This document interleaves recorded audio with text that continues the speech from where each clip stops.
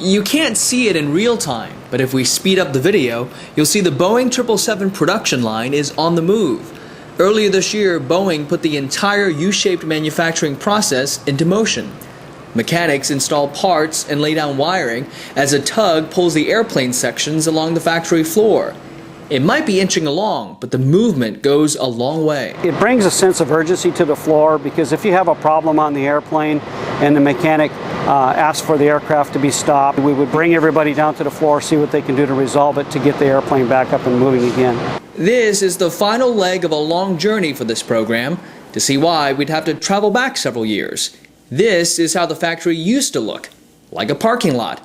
Planes stayed in the same place until one jet is completed and rolled out the factory.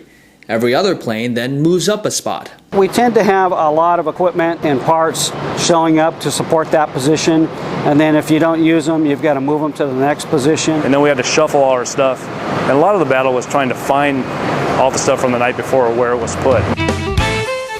In 2005, encouraged by the success of the 737 team, which launched a moving line and shaved days off the final assembly process, the 777 program decided to give movement a try.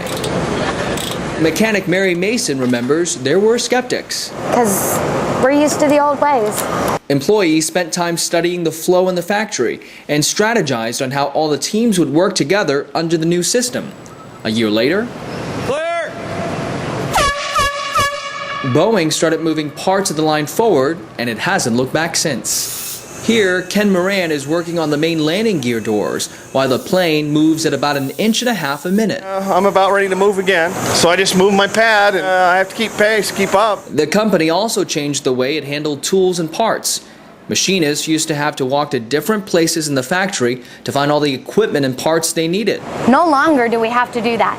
Now, tooling teams assemble all the supplies onto carts that they roll out to designated spots along the airplane. The visual on the floor is very clear. You've got less clutter, very clean. It drives you to have everything in its place during the process because your mechanics are moving along with the airplane as it's moving and you're bringing the equipment as you need it. You can't argue with the time savings.